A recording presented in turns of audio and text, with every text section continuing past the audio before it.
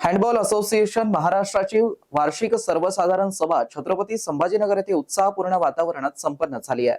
संघटनेचे अध्यक्ष तथा महाराष्ट्र राज्याचे कॅबिनेट मंत्री अतुल सावे यांच्या अध्यक्षतेखाली पार पडलेल्या या सभेला राज्यभरातील पदाधिकारी व प्रतिनिधी मोठ्या संख्येने उपस्थित होते। व्यासपीठावरती राज्य हँडबॉल संघटनेचे अध्यक्ष तथा कॅबिनेट मंत्री अतुल सावे, सचिव रणधीर सिंग, सहसचिव पंकज भारसाकळे, कोषाध्यक्ष सतीश धोंडगे, जिल्हा संघटनेचे अध्यक्ष श्रीकांत जोशी तसेच वरिष्ठ पदाधिकारी सुदेश मालप यांची प्रमुख उपस्थिती होती। सभेमध्ये राज्यातील हँडबॉल खेळ अधिक सक्षम, व्यापक आणि स्पर्धात्मक करण्याच्या दृष्टीने विविध महत्त्वपूर्ण विषयांवरती सखोल चर्चा करण्यात आली।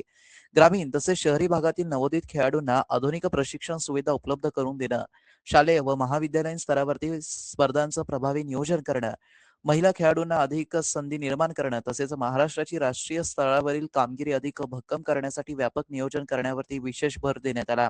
राज्य संघटनेच्या आगामी वार्षिक नियोजन व स्पर्धांचं वेळापत्रक निश्चित करण्यात आलं। प्रशिक्षकांच्या ॲक्रेडिटेशनसाठी 2 आठवड्यांचा प्रमाणपत्र अभ्यासक्रम सुरू करण्याचा निर्णय घेण्यात आला। तसेच पंचांच्या मानधनात वाढ, प्रशिक्षकांसाठी विशेष प्रशिक्षण शिबिरे, खेळाडूंना तांत्रिक मार्गदर्शन आणि जिल्हा स्तरावरती अधिक स्पर्धा आयोजित करण्यासंदर्भात महत्त्वपूर्ण निर्णय घेण्यात आले। यावेळी 2026-27 वर्षासाठी विविध राज्य अजिंक्यपद स्पर्धांच्या आयोजनाची जबाबदारी जिल्हा संघटनांना प्रदान करण्यात आली। 12 वर्षाखालील मिनी गटांच्या स्पर्धा मुंबई येथे, 15 वर्षाखालील मुलांच्या स्पर्धा छत्रपती संभाजीनगर येथे, तर मुलींच्या स्पर्धा पुणे येथे आयोजित करण्यात येणार आहे। 19 वर्षाखालील मुलांच्या स्पर्धा अमरावती येथे, तर मुलींच्या स्पर्धा सातारा येथे होणार आहे। खुल्या गटातील स्पर्धा बीड व चंद्रपूर येथे पार पडणार असून बीच हँडबॉल स्पर्धांचं आयोजन रत्नागिरी व सिंधुदुर्ग येथे करण्याबाबत चर्चा करण्यात आली।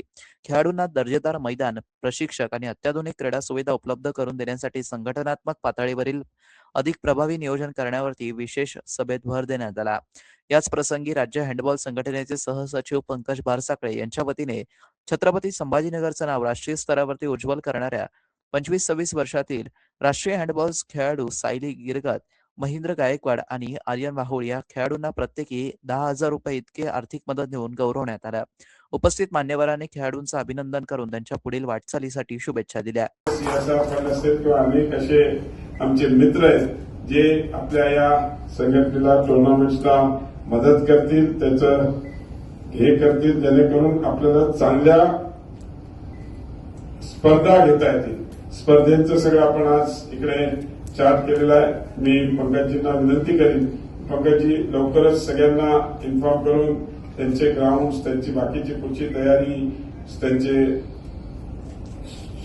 टी शर्ट्स असतील, क्लोथ्स असतील, जे काय असतील त्या तिकडची पंचांचे अपॉइंटमेंट, ह्या सगळ्या गोष्टी आपण जर ऍडव्हान्समध्ये केल्या आहे, टीम वर्क म्हणून आपण सगळ्यांनी काम केलं तर नक्कीच आपल्या टीम वर्कला यश मिळायला काही अडचण येणार नाही।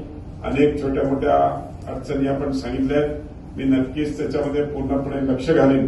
एक मी सांगितलं तसं संघटनेचा अध्यक्ष म्हणून तर करीनच, पण एक लोकप्रतिनिधी आणि सरकारमधला माननीय देवेंद्रजी फडणवीस साहेबांच्या नेतृत्वामध्ये काम करत असताना ते नेहमी सांगतात की सामान्य आणि खेळाडूंना डेफिनेटली ते आपण बघितलं असेल मागे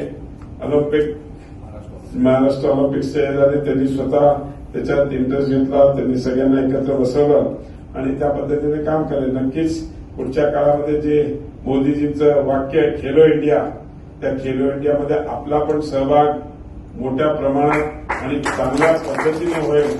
सगळ्या संघटनेच्या माध्यमातून पुन्हा एक काही मला अगोदरही सांगितलं, आताही सांगितलं की दुसरी कुठली संघटना आहे ती, त्याचाही विषय आम्ही लवकरच मार्गी लावू, त्याच्यात सोल्युशन काढू आणि आपली एक संघटना असं आपण त्याच्यामध्ये करून त्या पद्धतीने येणाऱ्या काळामध्ये चांगल्या स्पर्धा आणि चांगले कार्यक्रम घेण्याकरता आपण कटिबद्ध राहू। संभाजीनगरमध्ये होणार आहे बॉईजचा, अंडर 15 गर्ल्स डिसेंबरमध्ये पुण्याला होणार आहे, अंडर 19 नोव्हेंबरमध्ये अमरावतीला होणार आहे बॉईज, अंडर 19 गर्ल्स हे साताराला होणार आहे। जे आपले सिनियर कॅटेगरी आहे त्याच्यात जानेवारी एंड किंवा फेब्रुवारीच्या पहिल्या आठवड्यामध्ये बीडला होणार आहे बॉईजचं, तसंच गर्ल्सचं सिनियर चंद्रपूरला डिसेंबर किंवा जानेवारीमध्ये होणार आहे। आणि आता जे सरांनी सांगितलं बीच हँडबॉलचं, तर त्याचं मन सर जसं सांगतील आणि ते जे 2 जिल्हे रत्नागिरी आणि सिंधुदुर्ग दिले तिथं आपण जाहीर करूया। पासून ते सगळ्या खेळामध्ये मोठ्या प्रमाणात मुली आणि त्यांचे पालक दिसतात। पण आपल्या ऑर्गनायझेशन मध्ये मला असं वाटतं की तुमच्या नियमावलीप्रमाणे 4च घेता येतील. तर तुम्ही ती ऑर्गनायझेशनचं जे स्वरूप आहे ते तसंच ठेवा बरं का सर, संजय सर. ऑर्गनायझेशन स्वरूप जे आहे ते तुमच्या नियमाप्रमाणे करा, पण अध्यक्षांच्या परवानगीने एक विमेन्स विंग ती वेगळी करायची तर काळाची गरज झालेली. कारण कसं झालं की त्याच्यामध्ये ती विमेन्स विंग भले त्या चॅरिटी कमिशनच्या नियमात किंवा कोड विंग मध्ये जरी नसली तरी पण कसं आहे त्या महिलांपर्यंत जायचं, त्यांना मोटिवेट करायचं, त्यांना गेम्स शिकवायचे, त्यांच्यातली कॉम्पिटिशन वाढवायची, त्या गोष्टीसाठी महिला ऍक्टिव्हिस्ट लागतील. तर त्याचं एक स्वरूप कसं करायचं हे अध्यक्षांनी तुम्हाला म्हणजे आदेश द्यावे. त्याप्रमाणे त्याचं जर एक विंग तयार झाली, पुढची एखादी अशी बैठक महिलांची सुद्धा झाली तर त्या खेळाला जरा पुढच्या काळामध्ये चांगले दिवस येतील, असं एक माझं छोटं सजेशन. मित्रांनो, ही बातमी तुम्हाला कशी वाटली आमच्या कमेंट बॉक्समध्ये प्रतिक्रियेच्या स्वरूपात नोंदवायला विसरू नका. अशाच बातम्या बघण्यासाठी आणि अपडेट राहण्यासाठी आमच्या YouTube चॅनलला सबस्क्राईब करायला विसरू नका. धन्यवाद.